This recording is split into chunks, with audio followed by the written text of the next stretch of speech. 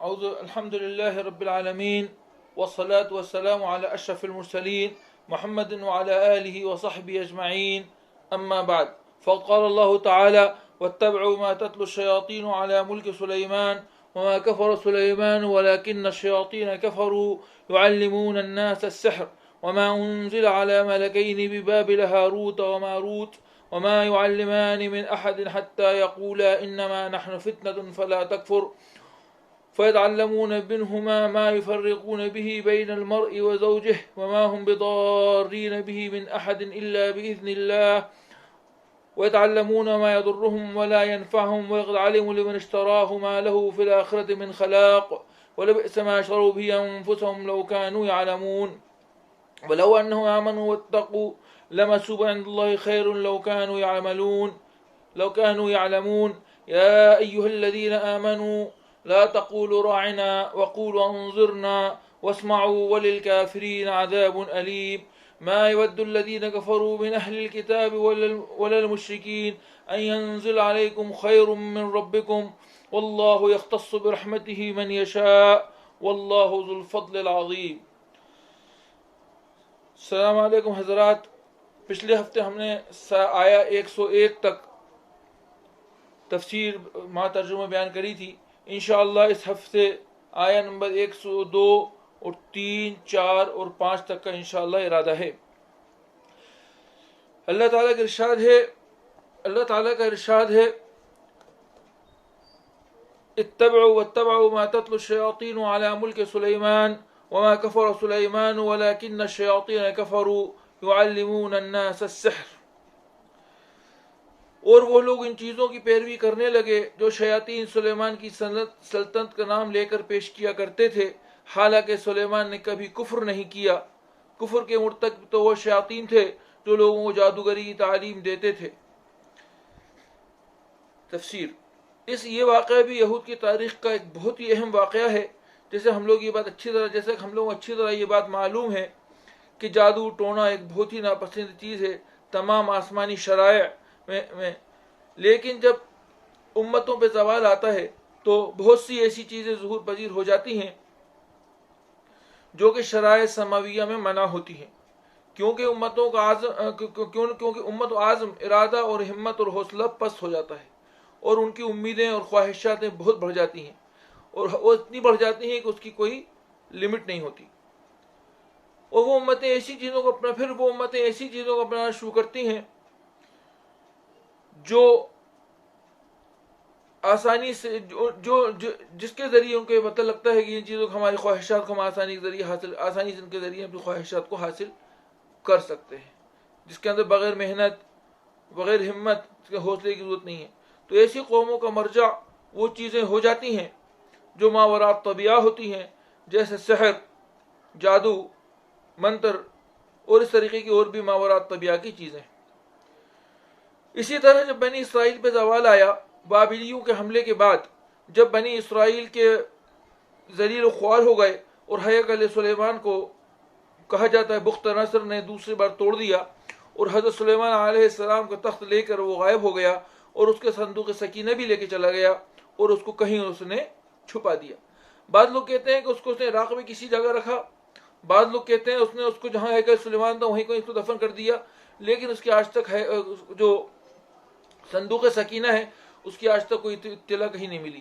یہود بنی اسرائیل کہتے ہیں کہ بیت المقدس جہاں اپن کی بنی ہے، مسجد الاقصی جہاں ہے، وہاں پر وہ تخت کے نیچے، وہاں پر تخت تھا حضرت سلیمان علیہ السلام کا، اس کے نیچے بخت نصر نے اس تابوت سکینہ کو اور بقیت ماترا کا آل موسیٰ و آل ہارون کو اس میں دفن کر دیا تھا. اور کیونکہ تابوت سکینہ ایک ایسا تابوت تھا جس کے ذریعے بنی اسرائیل ہمیشہ اللہ سے نصرت حاصل کرتے تھے، ان کے لیے ایک ہمت بنی رہتی تھی. خیر بہرحال جو کچھ بھی ہوا، اور آج کل بنی اسرائیل بھی جو بیت الاقصی کی کھدائی کر رہے ہیں اور کوششیں کر رہے ہیں، ان کا مقصد وہ یہی سمجھتے ہیں کہ تابوت سکینہ جو تھا موسیٰ علیہ السلام کا، وہ جو ہے بیت المقدس کے نیچے، مسجد الاقصی کے نیچے دفن ہے. تو بہرحال کہا جاتا ہے کہ جب ان کی ہمتیں بالکل پست ہو گئیں اور بنی اسرائیل ذلیل و خوار ہو گئے اور بابلیوں کی غلامیوں میں آ گئے اور اس تہذیب سے بھی متاثر ہونے لگے، تو عراق تو جہاں عراق جو ان کی جہاں وہ لوگ تھے وہاں کا کیا تھا، ایک رواج تھا جادو ٹونے کا اور منتروں کا اور ایسی ماورات طبیعت چیزوں کا. اس سے متاثر ہونے لگے اور شیاطین الانس والجن نے اس سے فائدہ ان کی اس متاثر ہونے سے فائدہ اٹھا کر ان لوگوں کو یہ کہنا شروع کر دیا ان لوگوں سے کہ دیکھو سلیمان علیہ السلام نے جو اتنی لمبی حکومت کری، اتنی بڑی حکومت کری، اس کے پیچھے جو ہے اس کے پیچھے راز جو تھا وہ کیا تھا کہ وہ جادو و ٹونا کرتے تھے. اور یہاں تک آیا کہ انہوں نے حضرت سلیمان علیہ السلام کا پروپیگنڈا کرنا شروع کر دیا اور کہا کہ حضرت سلیمان علیہ السلام آخر میں جو ہے دین موسوی سے داؤد علیہ السلام کے دین سے مرتد ہو گئے تھے. اس کا تذکرہ انہوں نے جو ہے بائبل میں بھی موجود ہے، Kings 1 chapter 11 verse number 1 to 21 ہے. اس میں لکھا ہے سلیمان علیہ السلام نے اللہ کی شریعت کو چھوڑ دیا تھا تو اللہ نے اس سے کہا کہ تم نے مجھے ناراض کیا ہے، تمہاری حکومت ختم کر دیتا، لیکن صرف تمہارے باپ داؤد کی وجہ سے تمہاری حکومت قائم ہے، جس کو میں تم سے چھین کر تمہارے سپہ سالار کو کسی روایتوں ایک جگہ تورات میں لکھا ہے کہ سپہ سالار کو، ایک جگہ روایت میں لکھا ہے تورات میں کہ جو ہے یہ تمہارے بیٹے کو دے دوں گا. یعنی تمہارے بیٹے کو کہا جاتا ہے کہ ان میں لکھا ہے کہ 700 بیویاں تھیں اور یہ تھا وہ تو بہت تفصیل ہے. تو کہا آخر بغیر مسئلہ یہ ہوا کہ اللہ تعالیٰ نے ان سے کہا سلیمان علیہ السلام ان کے عقیدے کے مطابق حضرت سلیمان علیہ السلام سے اللہ تعالیٰ نے کہا کہ تم نے جو ہے میری نافرمانی کری ہے اور میں صرف تمہارے حکومت تم سے اس لیے چھین رہا کہ جو ہے تمہارے باپ داؤد کی وجہ سے، لیکن میں تم سے حکومت چھین کے تمہارے سپہ سالار کو دے دوں گا. تو اللہ تعالیٰ آیت کریمہ میں بیان فرما رہا ہے کہ بنی اسرائیل نے اس چیز کو جو مطلب اللہ تعالیٰ فرما رہا ہے شیطان سلیمان کہ بنی اسرائیل نے اس چیز کو جو شیاطین نے انہیں بتلائی اس کو سلیمان علیہ السلام کی طرف منسوب کرنے لگے، لیکن سلیمان علیہ السلام نے کبھی بھی کفر نہیں کیا. لیکن شیاطین جو تھے وہ کفر میں مبتلا تھے اور لوگوں کو جادو اور سحر سکھاتے تھے. اور ایک روایت ہے کہ حضرت سلیمان علیہ السلام، ایک روایت یہ بھی ہے مفسرین نے لکھی ہے، یہ اسرائیلیات میں سے، لیکن تورات میں دیکھا تو یہ روایت مجھے زیادہ نہیں ملی کہیں، لیکن بہرحال اس میں لکھا ہے کہ حضرت سلیمان علیہ السلام کے زمانے میں جادو کا رواج بہت زیادہ ہو گیا تھا. تو جادو کا رواج بہت زیادہ ہو گیا تھا. سلیمان علیہ السلام نے کیا کیا کہ جادو ٹونے کے اور شہر کی جتنے بھی رکوات تھے، کاغذات تھے، جس کی وجہ سے وہ فتنہ جن جادو کے کاغذات رکوات کی وجہ سے پوری امت اس میں فتنہ پھیل رہا تھا، انہیں جمع کروا کر اپنے تخت کے نیچے ایک تجوری میں دفن کر دیا اور اعلان کروا دیا کہ جو بھی شخص سحر کرے گا یا جادو کرے گا یا جادو ٹونا کرے گا یا جو بھی منتر کرے گا، یعنی جو بھی ماورات طبیعہ کام کرے گا، اس کی سزا موت ہو جائے گی، اس کو سزا موت دی جائے گی. اس کا نتیجہ یہ ہوا کہ بنی اسرائیل سے یہ رواج جو تھا جادو کا ختم ہوتا چلا گیا یہاں تک کہ ختم سا ہو گیا، بلکہ کل آدم ہو گیا. لیکن جب حضرت سلیمان علیہ السلام کے بعد کا انتقال ہوا اور کئی سالوں بعد جیسے اوپر کیا گیا کہ جب بنی اسرائیل مختصر کے غلام ہو گئے یا جو عراقیوں کے غلام ہو گئے تو انہوں نے چاہا کہ ان کے مقاصد زندگی کی بہت بڑے اچھی زندگی دیکھی ہوئی تھی انہوں نے، حضرت سلیمان علیہ السلام کے زمانے کے عیش عشرتیں دیکھی کیا تھی ان کے بزرگوں نے، ان کے پورجوں نے بتائی تھی. تو انہوں نے اس زندگی کی پھر سے ان کو امید ہوئی اور انہوں نے کہا اس چیز کو ہم کیسے حاصل کریں. ان کے اندر ہمتیں، حوصلے اور عزیمتیں، طاقتیں، بہادری سب پس ہو چکی تھی، بزدل ہو چکے تھے. جیسا آج ہماری امت کا حال ہے، وہ بھی بزدل ترین قوم ہو گئی، لیکن وہ خواب دیکھتی ہے کہ حکومت قائم کرے گی، اسلامی نظام قائم کرے گی، لیکن اس کے لیے عمل کچھ نہیں کرتے.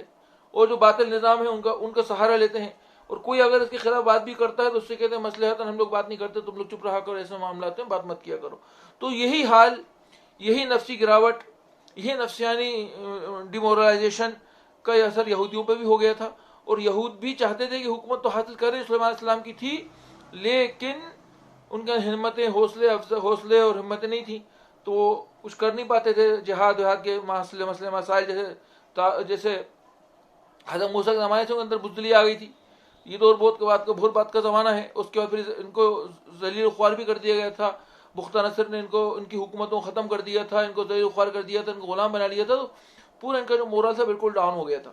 تو یہ چاہتے تھے کہ جو کوئی ایسا ہم کو منتر تنتر مل جائے اور ایسا کوئی موجود ہو جائے کہ ہماری حکومت پھر سے واپس آ جائے. تو اس چیز کا فائدہ شیاطین الانس اور جن نے اٹھایا اور کیا کہنا شروع کر دیا، کیا پروپیگنڈا کرنا شروع کر دیا. یہ پروپیگنڈا شروع کر دیا کہ سلیمان علیہ السلام کی جو اتنی بڑی حکومت تھی وہ جو قائم سوائے کہ اس کے جادو ٹونے کے زور پر تھی اور تنتر منتر کے زور پر تھی.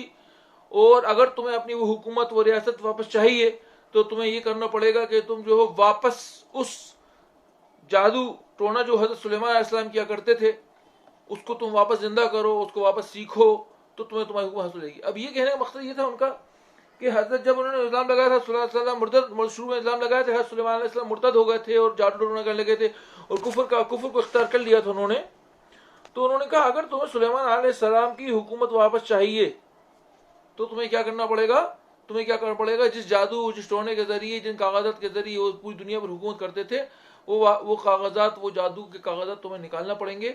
اور پھر کیا کیا انہوں نے جو ہے شیاطین جو تھے انہوں نے حضرت سلیمان علیہ السلام کے عرش کے طرف اشارہ کرا کہ جہاں سلیمان علیہ السلام عرش چکر رہتا تھا اس کے نیچے وہ دفن ہے, تو اس کو انہوں نے نکالا اور کہا جاتا ہے کہ ایک تجوری میں دفن تھے. اوپر بھی ذکر کیا اس چیز کا کہ تجوری میں رکھ کے حضرت سلیمان علیہ السلام بند کر دیے تھے. اور یہ ایک روایت یہ بھی آتا ہے کہ حضرت سلیمان علیہ السلام کے زمانے میں جو بھی اس تخت کے قریب آتا تھا یا ان کاغذات کے قریب آتا تھا تو کیا ہوتا تھا, وہ جل کے راکھ ہو جاتا تھا. لیکن سلیمان علیہ السلام کا انتقال ہو گیا, کئی سال گزر گئے. اور اچھا یہ بات بھی کہ جو حضرت سلیمان علیہ السلام کا ہیکل بھی ٹوٹ گیا.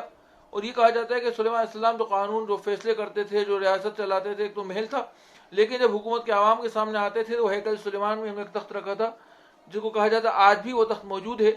اس کے اوپر انگلینڈ کا کوئی بادشاہ بنتا ہے تو چرچ آف انگلینڈ وہ تخت آج بھی موجود, جب انگلینڈ کوئی بادشاہ بنتا ہے تو وہ اس پر اس کو بٹھا کر اس کی تاجپوشی کی جاتی ہے.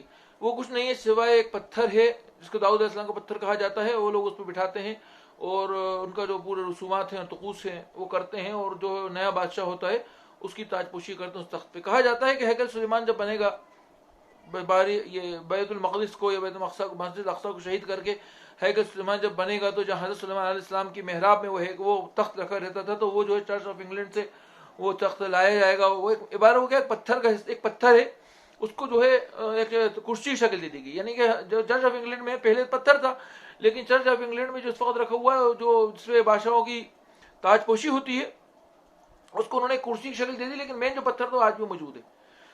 تو کہتے ہیں کہ جب بیت المقدس میں ہیکل سلیمان تیسرے بار قائم ہو جائے گا اور بیت المقدس کی جگہ پہ قائم ہو جائے گا, بیت المقدس مسجد الاقصی کی جگہ پہ قائم ہو جائے گا, تو اس تخت کو لا کر واپس جو ہے ہیکل سلیمان میں نصب کیا جائے گا. یہ ان لوگوں کا مشن ہے اور اس کے لیے عمل بھی کر رہے ہیں. اور مسجد الاقصی کی طرح تو کھدائی کر لیں, مسلمان کے اندر جو ہے جاگرکتا نہیں ہے, مسلمان اس سے اویئر نہیں ہے, مسلمان ابھی بھی سو رہا ہے. اس کو صرف اپنی سوچ رہی ہے, عیاشی سوچ رہی ہے, اپنی تجارت سوچ رہی ہے, اپنی مرضی سوچ رہی ہے, لیکن امت کی فکر جو ہے کسی بھی خاص طور سے حکام جس وقت ہیں جو ایجنٹ ہیں دنیا کے دشمنان اسلام کو جو ایجنٹ بنے ہوئے اسلامی ملکوں پہ حکومت کر رہے ہیں, ان سب کا ہی مقصد ہے کہ اسرائیل کو جو ہے زندہ کیا جائے اور اسرائیل سے صلح صفائی کی جائے اور اسرائیل کے اچھے سکون سے رہا جائے. لیکن یہ سب ہونا نہیں. اللہ تعالیٰ کا ارشاد ہے وَلَن تَرْضَىٰ عَنْكَ الْيَهُودَ وَلَا النَّصَارَىٰ حَتَّىٰ تَتَّبِعَ مِلَّتَهُمْ قُلْ إِنَّ هُدَى اللَّهِ وَالْهُدَىٰ وَإِنِ اتَّبَعْتَ هَوَاءَهُم من بعد ما جاءك من العلم. کہ اللہ نے فرمایا کہ یہود نصارہ تم سے کبھی بھی راضی نہیں ہو سکتے, کتنا بھی یہ لوگ بچ جائیں, کتنی بھی ان کی غلامی کرنے کے لیے تیار ہو جائیں, کچھ بھی کر لیں, یہود و نصارہ مسلمانوں سے راضی ہو سکتے نہیں ہیں, کیونکہ اللہ تعالیٰ نے شرط فرما دی. اور آپ دیکھیے اسلامی تاریخ اٹھا کر آپ دیکھیں گے تو اسلامی تاریخ میں ہمیشہ سے جنگ رہی ہے, یہود کی اور مسلمانوں کی جنگ رہی ہے, اور آج بھی وہ جنگ سائر اور دائم ہے.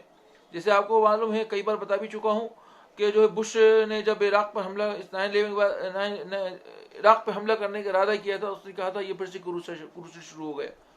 پھر جو ہے پارلیمنٹ نے اس کو ٹوکا تھا تو اس نے کہا, پھر اس کا نام دیا وار اگینسٹ ٹیرر نام دیا اس نے, اور پورے مسلم ملکوں عراق کو افغانستان کو برباد کر کے رکھ دیا اس نے.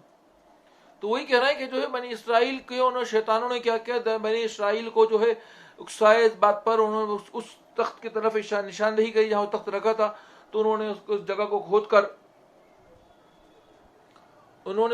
کھود کر کیا کیا, اس جگہ کو کھود کر انہوں نے کاغذ نکال لی, انہوں نے جادو کا رواج بہت زیادہ ہو گیا.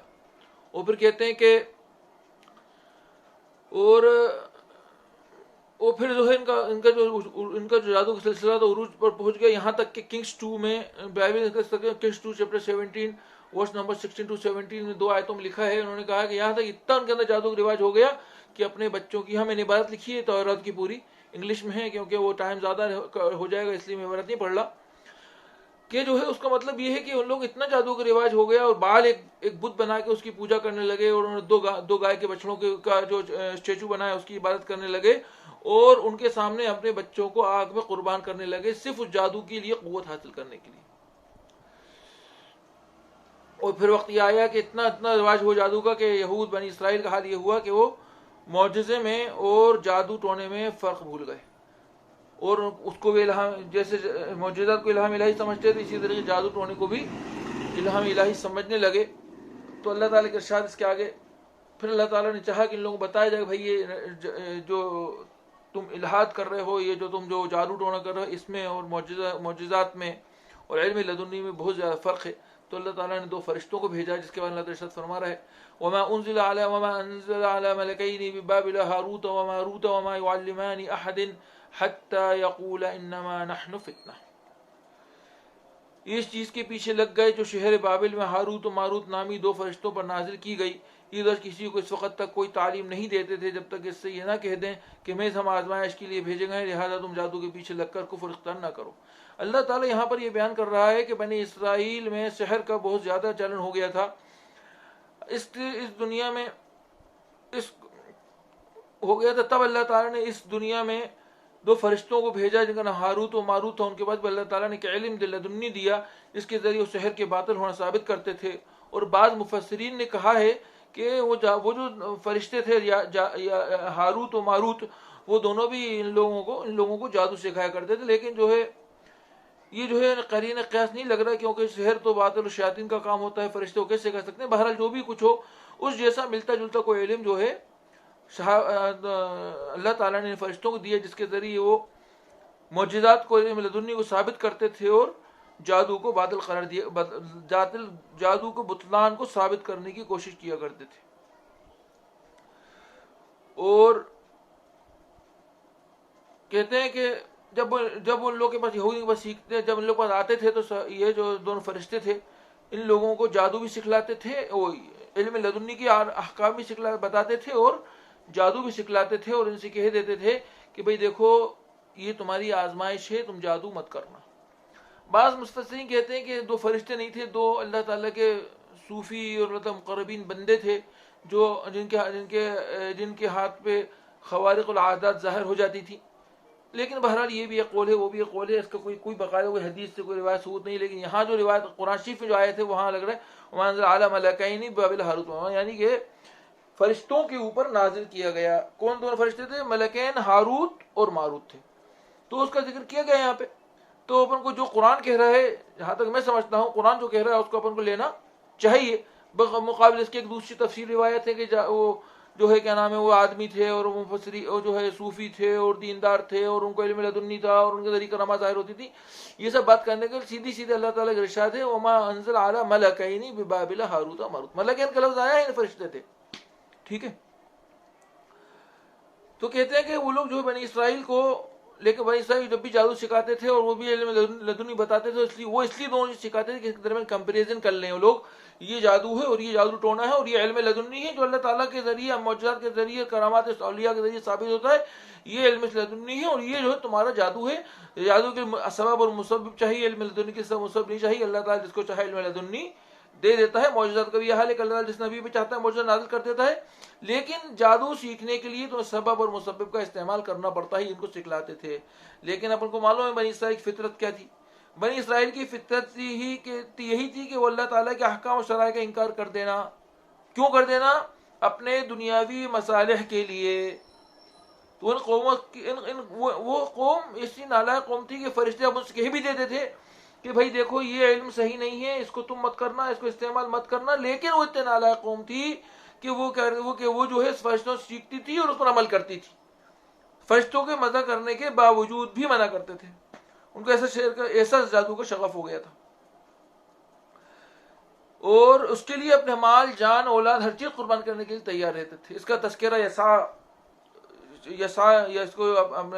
باب 43 آیہ نمبر 8 و 13، اس کو آپ انگلش بائبل میں اس کا نام ہے ایسیہ چیپٹر 47 ورس نمبر 8 to 13 میں اس کا تذکرہ ہے کہ وہاں ایک عورت کی اولاد ختم ہو گئی، پیسہ ختم ہو گیا، تو حضرت یسع کے پاس وہ آئی کہ دیکھیے اس وجہ سے سب چیز ہمیں ختم ہو گئی، تو حضرت یسا نے اس سے کہا کہ تم جادو ٹونا کرتی ہو، اور جو جادو ٹونا تم اپنی چیزیں لگاتی ہو، اپنی زندگی جادو ٹونا میں خرچ کر رہی ہو، اس کی وجہ سے اللہ تعالیٰ نے تمہیں یہ سزا دی ہے.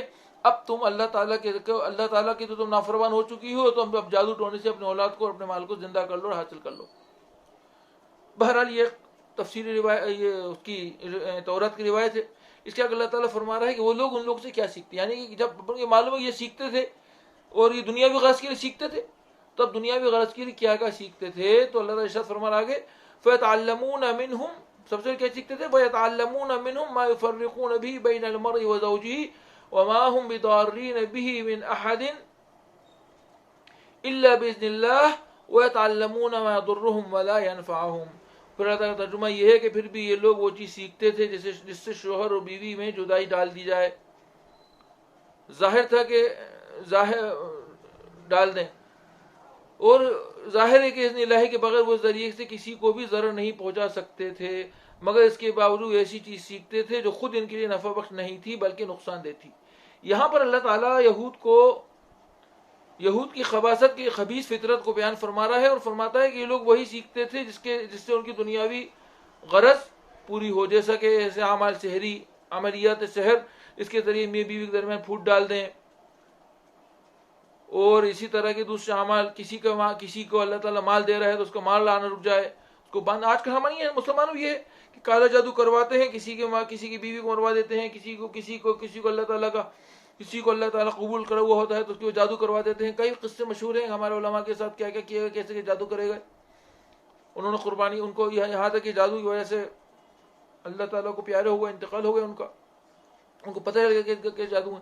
کسی کا آج کل بھی ہے، کسی کا حسد میں آ کے کسی کا کاروبار باندھ دیا، کسی کے گھر میں فتنے فساد پیدا کروا دیے.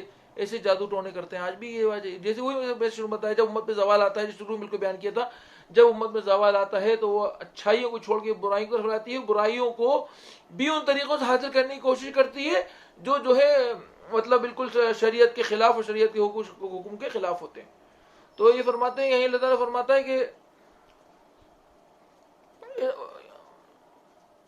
کیونکہ اب یہاں بیوی اور شوہر میں تفرقہ کرنے کا ذکر کیوں کیا گیا کہ اس زمانے جس زمانے یہ لوگ جادو ٹونا سیکھتے تھے، اس زمانے ایسے علم کی، اس چیز کی بہت زیادہ، اس جیسے علم کی اور زیادہ عملیات کی بہت زیادہ ضرورت تھی. اور ہمارے ساتھ دنیا اکثر یہ ہوتا ہے، جب کسی قوم پہ زوال آتا ہے تو اس کے نوجوانوں کے اندر عورتوں کی محبت، عورتوں کی طرف جھکاؤ، اور کسی کی بیوی کو پسند کرنا اور اپنے لیے اس کو مسخر کرنا، اور کیونکہ ان کے دماغی فالتو چلتا ہے نا. اگر امت کو زوال نہیں آتا، امت ترقی یافتہ ترقی میں ہوتی ہے، تو ظاہر وہ علم ہے، عمل ہے، جہاد ہے، اللہ تعالیٰ کی راہ میں خرچ کرنا ہے، اللہ تعالیٰ کے لیے اپنی جانیں قربان کرنا، اس میں لگی رہتی ہے. لیکن جب قوم پہ زوال آتا ہے، جیسا ہماری امت اسلامیہ پہ زوال ہے، تو آپ دیکھ رہے ہیں. ابھی میں ایک رپورٹ دیکھ رہا تھا کہ دلی سے 5000 لڑکیاں مسلمان بھاگ گئی ہندوؤں کے ساتھ. کیا وجہ ہے؟ وجہ یہی ہے کہ جو مسلمانوں کے اندر اپنے دین کا شعور ختم ہو گیا، ماں باپ نے بچیوں کو آزاد چھوڑ دیا، اور دنیا مغرب سے متاثر ہو کے اپنے آپ کو ماڈرن سوسائٹی سمجھنے لگے، اپنی بچیوں کو آزاد چھوڑ دیا، اپنے بچوں کو آزاد چھوڑ دیا، نہ کوئی نگرانی ہے نہ کچھ ہے، جس مرضی کے بچوں کی جو مرضی جاری کر رہا ہے. ڈیموکریسی کی سب سے بڑا نقصان تو یہی ہے کہ جو آزادی ہے، کہ جو جو آزادی ہیں ڈیموکریسی میں ہے، شخصی آزادی، مذہبی آزادی اور دینی آزادی، ملکیت کی آزادی اور بولنے کی آزادی، 4 آزادیاں جو جمہوریت کے نظام ہے، ڈیموکریسی میں ہے. ان آزادیوں سے پوری دنیا میں بوالا ہوا ہے. آج ہماری امت اسلامیہ کو بھی اسی کے شکار بنایا جا رہا ہے. ہمارے مسلمان نوجوان اس میں بری طریقے سے گھرے ہوئے. تو یہ سب چیزیں جو ہیں، ہمیشہ تاریخ کو پڑھنے سے پتہ چلتا ہے کہ آج کیا ہے، پہلے کیا تھا اور کیا ہوا. ہم اپنے آپ کو اس پر قیاس کر سکتے ہیں اچھے سے. تو پھر کہتے ہیں کہ اللہ تعالیٰ پھر یہ بات اپن کو معلوم ہے، کسی قوم میں نفسیاتی زوال آتا ہے، اور جو ہے قوم کے اندر ہمت ٹوٹ جاتی ہے، ڈیمورلائزیشن ہو جاتا ہے، ایسی چیزیں کرتے ہیں. اور بنی اسرائیل کا بھی یہ حال تھا، لوگ جادو سیکھتے تھے اور لوگوں کو نقصان پہنچانے کی کوشش کرتے تھے. تو اور یہاں تک کہ ان کا عقیدہ یہ تک ہو گیا تھا ان کا یہود کا کہ شہر اور شعوذہ کے آگے اللہ تعالیٰ کی بھی نہیں چلتی، نعوذ باللہ. اور اللہ تعالیٰ ان کی اس غلط فہمی کو دور کرتا ہے اور فرماتا ہے کہتا ہے کہ وہ لوگ سحر و شعوذے کے ذریعے وہ لوگ کسی کو بھی نقصان نہیں پہنچا سکتے مگر اللہ کے حکم سے. اب یہاں ایک سوال اٹھتا ہے کہ اللہ تعالیٰ غلط چیزوں کو حکم کیسے دے گا؟ یہاں اس کا سیدھے سیدھے جواب یہ ہے کہ اللہ تعالیٰ نے انسان کو دنیا بھیجا ہے، عقل سلیم دی ہے، عقل سلیم کے ذریعے وہ اس چیز کو سمجھ سکتا ہے کیا میرے لیے صحیح ہے، کیا میرے لیے غلط ہے، کیا میں صحیح کر رہا ہوں، کیا میں غلط کر رہا ہوں. اسی لیے تو عقل سلیم دی ہے، کیونکہ دنیا کو دارالامتحان کہا گیا. دنیا میں اگر اللہ تعالیٰ فیصلے کر کے بھیج دیتا تو دنیا کی ضرورت نہیں تھی، جہنم جنت کی ضرورت نہیں تھی بنانے کی. لیکن جب اللہ تعالیٰ اس دنیا میں انسان کو بھیجا اور انسان کی فطرت بنائی، انسان کو دنیا میں بھیجا، تو اس کو کیا کیا؟ اس کو عقل سلیم دے دی، جس کے ذریعے صحیح غلط کا فیصلہ کر سکتا ہے، جس سے وہ آزمائش میں کامیاب ہوگا یا ناکام ہوگا، اسی کی بنا پر اس کا آخرت کا فیصلہ ہوگا. پھر اللہ تعالیٰ فرماتا ہے کہ وَلَقَدْ عَلِمُوا لِمَنِ اشْتَرَاهُ مَا لَهُ مِنْ آخِرَةٍ مِنْ خَلَاقٍ وَلَبِئْسَ مَا شَرَوْا بِهِ أَنفُسَهُمْ لَوْ كَانُوا يَعْلَمُونَ. اللہ تعالیٰ فرماتا ہے کہ اور بھی جس کے بدلے ہاں تو اپن آیت پڑھی لمن اشتراه ما له من آخرة من خلاق ولبئس ما اشتروا بأنفسهم لو كانوا يعلمون. اور انہیں خوب معلوم تھا کہ جو اس چیز کو خریدا ہے، انہوں نے اپنے خریدا ہے، اس کے خریدار بنے ہیں، اس کے لیے آخرت میں کوئی حصہ نہیں ہے. کیسی بری متاع ہے جس کے بدلے انہوں نے اپنی جانوں کو بیچ ڈالا تھا. کاش کہ انہیں معلوم ہوتا یہود کا کیا ان کو معلوم ہوتا. کاش ان کو معلوم ہوتا. ایک سوال یہ اٹھتا ہے، کہا جب اللہ تعالیٰ پہلے آیتوں میں کہا کہ ان کو معلوم تھا، اور یہاں کہہ رہے کاش ان کو معلوم ہوتا، کیا مطلب ہے؟ اس کا مطلب یہ ہے کہ علم تو تھا لیکن علم پر عمل نہیں تھا. اس لیے ہمارے یہ کہا جاتا ہے کہ علم ہو تو علم پر عمل ہونا چاہیے، بغیر عمل کے علم جو ہے کامیاب نہیں ہے. خالی آپ نے کتاب علم پڑھ لیا، ایک تھیوری بنا لی، ایک اسلامی نظام، اسلامی حکومت اور اسلام کا نظام احسان، اسلام کے اسلام تھیوری آپ نے پڑھ لی، لیکن جب تک آپ اس کے لیے کوشش نہیں کریں گے، جب تک آپ اس کے لیے اس کا پریکٹیکل انوالو نہیں ہوں گے، کوشش نہیں کریں گے کہ چیز کو لایا جائے، لوگوں کو اس کی وضاحت نہیں کریں گے، نہیں سمجھائیں گے، جب تک آپ یہ نہیں کریں گے نظام آ نہیں سکتا. جب تک نظام آئے گا نہیں تو لوگ اس چیز کے بارے میں سمجھ نہیں سکتے، خالی ایک تھیوری، ایک نظریہ بن کے رہ جائے گا. تو وہی فرمانا ہے کہ انہوں نے کہ ہاں بھی انہوں نے جو کیا، یہود نے سحر جادوگری جو سیکھی، اس کی وجہ کیا تھی؟ زوال تھا. زوال کے بعد اس کے پیچھے انہوں نے کیا کیا؟ اپنے جو علم تھا، دین تھا، علم میں دین میں شریعت نے جو احکام دیے تھے اس کو پس پٹ ڈال دیا. اور اس کا تذکرہ بھی یہود کے اندر کس طریقے سے اس چیز کے تورات میں بھی بہت سختی سے مخالفت کی گئی، جادوگری اور شعوذہ ان سب چیزوں کا، کہ تورات میں استثناء کا باب یعنی کہ Deuteronomy chapter number 18 verse number 9 to 12 میں اس کا پورا باقاعدہ تذکرہ ہے کہ بنی اسرائیل سے کہا گیا کہ جب تم فلانی قوم میں جاؤ تو ان کی جو بری چیزوں کو اختیار کرنا اور یہ کرنا وہ کرنا. بہت لمبی تقریباً جو ہے، یعنی کہ آپ سمجھ لو کہ 9 سے 13 3-4 آیتوں میں اس کا تفصیل ہے. تو بنی اسرائیل میں، یہود میں بھی یہ چیز جائز نہیں تھی، جادو ٹونا جائز نہیں تھا. اس کی ممانعت تھی، ان کو اس چیز سے بار بار روکا جاتا تھا. اور وہ لوگ لیکن اپنی نافرمانیوں میں اتنے مبتلا تھے، ہٹ دھرم تھے، اور اپنے دنیاوی مسائل بھی اتنے ڈوبے ہوئے تھے کہ اپنی شریعت کے حکام کو بھی نہیں مانتے تھے، انبیاء علیہ السلام کی بات کو نہیں مانتے تھے. جیسے پیچھے گزر چکا ہے، جیسے انبیاء السلام کی بات کو سمجھ میں نہیں آتی، ان کو قتل کر دیتے تھے، ان کی بات نہیں مانتے تھے، ان کا انکار کر دیتے تھے، ان کو جھٹلا دیتے تھے. اب اللہ تعالیٰ فرما رہا ہے کاش کے وَلَوْ أَنَّهُمْ آمَنُوا وَاتَّقُوا لَمَثُوبَةٌ عِندَ اللَّهِ خَيْرٌ لَوْ كَانُوا يَعْلَمُونَ. اگر وہ ایمان اور تقوی اختیار کر تو اللہ تعالیٰ ان کا جو بدلہ ملتا وہ ان کے لیے زیادہ بہتر تھا، کاش انہیں خبر ہوتی. یہاں پر اللہ تعالیٰ فرما رہا ہے کہ اگر وہ لوگ تقوی اختیار کرتے اور ان کا تقوی اختیار کرنا ان کے لیے ثواب کا باعث ہوتا، اور ان کو جو جزا اور سزا ہوتی اس کے مقابلے میں جزا اس کے مقابلے میں کافی بہتر ہوتی اگر وہ لوگ جاننے کے بعد اس علم پر عمل بھی کرتے. یعنی کہ جادو ٹونا جو عمل ہے اس کو چھوڑ دیتے اور اللہ تعالیٰ کی مرضی کے مطابق اپنی زندگی گزارتے، تو ان کے ساتھ کیا معاملہ ہوتا؟ انہیں معاملہ ہوتا ہے کہ ان کی زندگی جو ابھی ان کے ساتھ معاملہ ہونے والا ہے اس کے مقابلے میں بہتر معاملہ ہوتا. آگے اللہ تعالیٰ کا ارشاد ہے یا ایھا الذین آمنوا. اب یہاں سے ایک نیا رکوع شروع ہو رہا ہے. اس میں جو ہے ذکر یہ کیا گیا ہے کہ یہود کی شرارتیں، اس میں رکوع، اس کے بعد رکوع میں یہود کی جو شرارتیں تھیں امت اسلامی کے خلاف، مسلمان کے خلاف جو سازشیں کرتے تھے اور مسلمانوں کو جو پریشان کرتے تھے اور مسلمانوں کو گمراہ کرتے تھے اور مسلمانوں کو جو ہے بدگمان کرتے تھے اور اسلام کے بارے میں شک شبہ پیدا کرتے، اس کا تذکرہ اس میں ہو رہا ہے. اور ان کے طریقہ کیا تھے، کیسے کے الفاظ استعمال کرتے، اس کے آیت میں تذکرہ ہے. اللہ تعالیٰ ارشاد ہے یا ایھا الذین آمنوا لا تقولوا راعنا وقولوا انظرنا واسمعوا والکافرین عذاب علیم. اے لوگوں جو ایمان لائے ہو، راعنا نہ کہو بلکہ انظرنا کہو اور توجہ سے بات سنو، کافروں کو عذاب علیم مستحق ہے. اس آیت کریم اللہ تعالیٰ امت اسلامیہ کو یہود کی شرارتوں سے خبردار کر رہا ہے جو شرارتیں یہود مسلمانوں کے خلاف رچا کرتے تھے، اور اس میں وہ مسلمانوں کے دلوں میں اسلام کے لیے شک و شبہات پیدا کرتے تھے، اور کوشش کیا کرتے تھے کہ مختلف قسم کے سوالات پہ در پہ کرتے رہیں، اور معنی الفاظ اور ایسے الفاظ، دو معنی الفاظ استعمال کرتے جس کے کئی معنی لیے جا سکتے تھے۔ اسی طرح ایک لفظ ہے رائنا، جو رائنا کا مطلب ہوتا ہے ہماری نگرانی کریے، ہمارا خیال کریے، اصلا تو یہ لفظ ہوتا ہے، لیکن یہ لوگ اس کو باقاعدہ کہتے تھے کیونکہ یہ لفظ ایسا ہے کہ اس کی دو معنی الفاظ ہے، دو لفظ اس کے کئی معنی ہیں۔ ایک تو یہ معنی ہے کہ بھئی آپ ہمارا خیال کریے، ہمیں دھیان دیئے۔ دوسرا معنی اس کا یہ ہوتا ہے رعونت کے والا، بیوقوف، احمق۔ اور تیسرا یہ ہوتا ہے، اس کا استعمال کبھی ہوتا ہے کہ پہلے تم ہماری سنو، کہتے ہیں پہلے آپ ہماری سنیے پھر ہم آپ کی سنیں گے، یہ الگ الگ معنوں کے استعمال ہوتا ہے۔ اور تھوڑی سی تبدیلی کے ساتھ رائنا کا بن جاتا ہے یہ، جس کے مطلب ہوتا ہے ہمارا چرواہا۔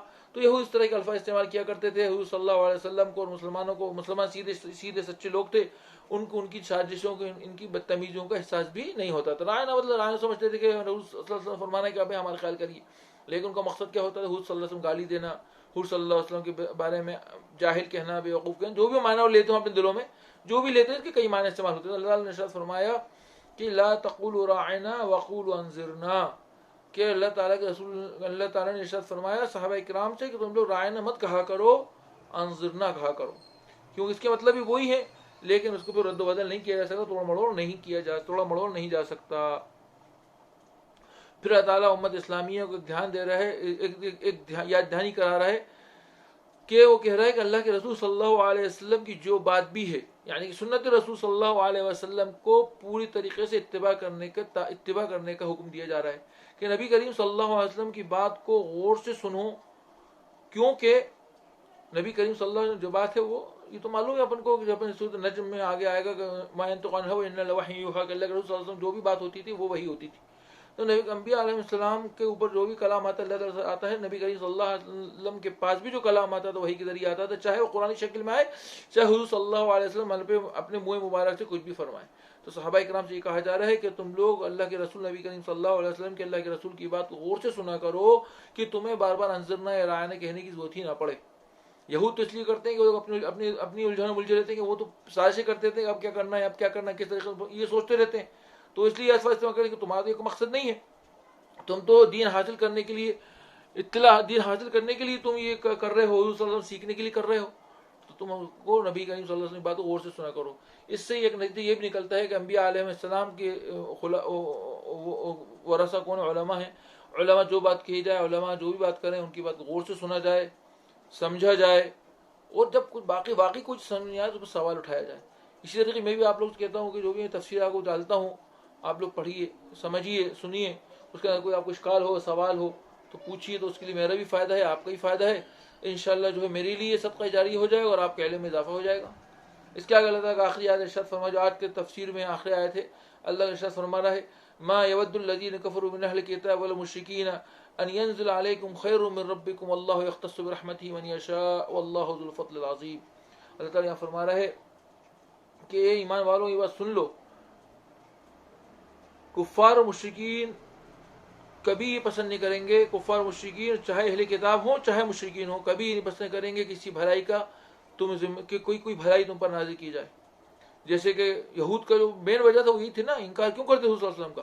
کیونکہ وہ کہتے تھے کہ نبوت بنی اسرائیل میں آنا چاہیے تھی، بنی اسماعیل میں کیسے آ گئی؟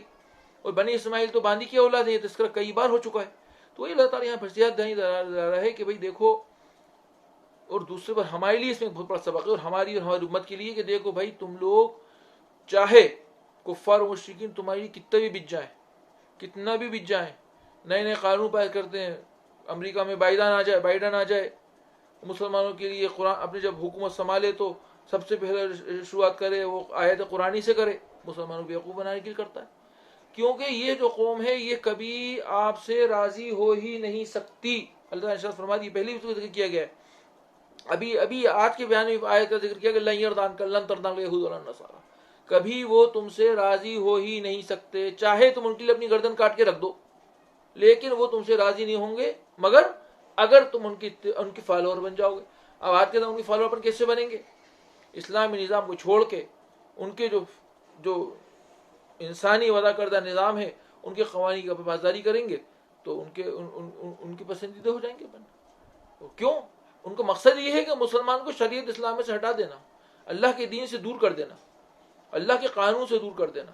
اور اللہ تعالیٰ کا جو نظام قرآن میں دیا گیا ہے، کیا ہے، یوم اکملت لکم دینکم واتممت علیکم نعمتی ورضیت لکم اسلام دین. اللہ نے فرمایا دین مکمل کرنے کی بات کری ہے، مذہب مکمل کرنے کی بات نہیں کری. دین جو ہے زندگی کے تمام شعبات پر حاوی ہوتا ہے، چاہے معاملات ہو، چاہے سیاست ہو، چاہے تعلیم ہو، چاہے معاشرت ہو، معاملات ہو، معاشیات ہو، تعلیم ہو، ہر زندگی کے شعبے میں آپ کے اسلام ہونا چاہیے. اور اسلام کا نظام پورا آپ کو اللہ تعالیٰ کی طرف سے دیا گیا ہے. آپ کا نظام کرنا ہے، کہاں کیا کرنا ہے، کیسے آپ کو حکومت چلانا ہے، کیسے آپ کو تعلیم کرنا ہے، کیسے آپ کا معاشی نظام ہوگا، آپ کا معاشرت کیا ہوگی. ہر چیز کا حدیث اور قرآن میں اور صحابہ کرام رضی اللہ تعالیٰ کی زندگی میں ہر چیز کو وضاحت کے ساتھ بیان کر دیا گیا. اور ریاست اسلامیہ قائم کر کے دکھا دی گئی، جو تقریباً 1924 تک 1300 سال چلی. اور اس نظام کو ایسا نظام تھا کہ پوری دنیا اس سے کانپتی تھی. لیکن بدقسمتی یہ کہ ہمارے مسلمان بھائی بہنیں مغرب سے اتنا متاثر ہیں کہ انہوں نے اپنے دین کو چھوڑ دیا، اپنے مذہب کو چھوڑ دیا، اور ان کی جو ڈیموکریسی اس کی گانے گانے لگے، ان کے جو نظام اس کی گانے گانے لگے، ایسا نظام ایسا نظام. ارے تم اپنے نظام کو پڑھو، اپنے دین کو تو جانو، اور پھر اس کو. اور ان کے جو اعتراضات ہیں، ان کے جو دین پہ اعتراض کے جواب دو سیکھو. اگر تم پڑھو گے نہیں، مطالعہ نہیں کرو گے، تو ان کے جواب کے اعتراض دے ہی نہیں سکتے. تو یہ اللہ فرمانا ہے کہ کفار و مشرکین اور یہود کبھی بھی تمہارے اوپر راضی نہیں ہوں گے، اور یہ کبھی بھی پسند نہیں کریں گے تم کسی بھلائی میں ہو. آج بھی ہم یہ کہہ رہے ہیں، یہود نصارہ مشرکین اور چاہے مسلمان نام کے یہودیوں کے عیسائیوں کے ایجنٹ ہوں، وہ کبھی اس بات پر راضی نہیں ہوں گے کہ جو ہے امت اسلامی ایک ہو، امت اسلامی کے اندر کوئی بھلائی آئے. کیونکہ ان کا مقصد ہی اسلام کے خلاف جنگ کرنا، اسلام کو ختم کرنا. ان کا ٹکراؤ اسلام سے ہے. جو اسلام سے ٹکراؤ ہے تو کسی دشمن کو سپورٹ کرتا ہے، مدد کرتا ہے. صرف بیوقوف بنانا اور مسلمانوں کو دھوکہ دینا ان کا مقصد ہے. اور مسلمان بیچارہ اتنا سیدھا ہے کہ پڑھتا لکھتا ہے نہیں، دین سے متاثر، دین کو جانتا نہیں ہے، تو وہ کیا کرتا ہے، ان کی باتوں سے متاثر ہو جاتا ہے، اور بڑے بڑے کام جو لوگ کرواتے ہیں ان کے ذریعے کام کرتا ہے. اور ان کو اپنا، وہ لوگ اس کو اسلام میں مسلمانوں کو اپنا مہرہ بنا کر اسلام کے خلاف اس کو استعمال کرتے ہیں. مثال غامدی موجود ہے، بہت بڑے کراچی یونیورسٹی کے پروفیسر ہیں اسلامیات کے. اور بھی بہت سارے نام لے دیں گے آپ کو، کیا مطلب ہے، کیا گرا کسی غیبت ہو جائے گی. لیکن غامدی کیا اس لیے نام لیا کہ بہت سارے مسلمان غامدی بہت سنتے ہیں، لیکن ان کے عقائد تقریباً 18 عقیدے ان کے ایسے ہیں. غامدی کے 18 عقیدے ایسے ہیں، انشاءاللہ کئی موقع پر بتایا جائے گا، کہ سب اسلام کے خلاف ہے. حدیث کا انکار سب سے بڑا ان کا عقیدہ یہی ہے کہ حدیث کا انکار کرتے ہیں. وہ خبر واحد کا انکار کرتے ہیں، حدیث کا انکار کرتے ہیں، کہتے ہیں حدیث شریعت نہیں بن سکتی، صرف خبر متواتر کو بھی وہ توڑ مڑوڑ کے لیتے ہیں. تو اس طریقے خالی غامدی نہیں، اس طریقے بہت سارے لوگ ہیں. غامدی اس لیے آج کل بہت مشہور ہیں، جب کبھی یورپ امریکہ کسی سے بات ہو تو غامدی صاحب کے سب گن گاتے رہتے ہیں. تو غامدی صاحب کی حقیقت جانیے آپ، ان کے عقیدے کے بارے میں جانیے، عقیدہ کیا ہے، کیا پڑھتے ہیں وہ، ان کا عقیدہ کیا ہے، کیا دعوت دیتے ہیں وہ. اسلام میں جہاد کے کانسیپٹ کو وہ کہتے ہیں کہ جہاد کا کانسیپٹ اسلام میں ختم ہو گیا. ایسی باتیں کرتے ہیں جو اسلام کے خلاف، سخت خلاف ہے، جو بالکل غلط ہے. لیکن ہمارے مسلمان ان کے نام، ان کا جو کام، ان کا دیکھے یونیورسٹی اسلامی، کراچی یونیورسٹی اسلامک ڈپارٹمنٹ کے انچارج ہیں، تو اسے متاثر ہوتے ہیں، ان کو لیتے ہیں. تو وہ کبھی بھی نہیں. اور کیا کریں، یا تو خود کریں گے، اپنے ایجنٹ کو خود کریں گے. اس طریقے کے ایجنٹ ان کو حکومتیں ہوتے ہیں، جیسے سعودی عرب کا شہزادہ ہے تو یو اے ای کا شہزادہ ولی عہد ہے، اور مصر میں سیسی ہے. اس طریقے کے لوگ ہیں جن کو، یا جو خود انٹرفیئر نہیں کرتے، اپنے ایجنٹ چھوڑ دیتے ہیں. وہ لوگ اسلام کے خلاف پوری سازشیں کرتے ہیں. اور اس طریقے کہتے ہیں واللہ یختص برحمتہ من یشاء، اللہ تعالیٰ اپنی رحمت سے کسی کو بھی مخصوص کر لیتا ہے، اپنی رحمت کا فضل و کرم کسی پر بھی کر سکتا ہے. اور بس یہی اللہ تعالیٰ آج کا سبق، آج کا درس ہے کہ بھئی آپ جاگیے، اپنے آپ کو سمجھیے، اپنے دین کو سمجھیے، یہودی سازشوں سے بچیے. یہی اللہ تعالیٰ نے آپ سے چاہا ہے، اور یہی امت اسلامیہ کا، امت اسلامیہ جو اس وقت زخمی ہے، موت کے بالکل متحذر ہے، جس کی زندگی ہونا بہت ضروری ہے، جس کے اندر اپنا نظام قائم کرنا، اپنے اسلام کے لیے کوشش کرنا، مسلمان اسلام کو پڑھنا، یہ سب چیزیں آپ لوگوں کی ذمہ داری ہے. آپ بھی پڑھیے، ہم لوگوں اللہ تعالیٰ موقع ہم لوگ پڑھیں، آپ لوگ بھی پڑھیے، کیونکہ اسلام جو ہے بہت ضروری ہے. اسلام کو جاننا، اسلام کو سمجھنا، اسلام کے نظام کو سمجھنا ہمارے لیے بہت ضروری ہے. وآخر دعوانا الحمدللہ رب العالمین. 26 محرم الحرام 1443 ہجری، 8 ستمبر 2021. السلام علیکم ورحمۃ اللہ وبرکاتہ.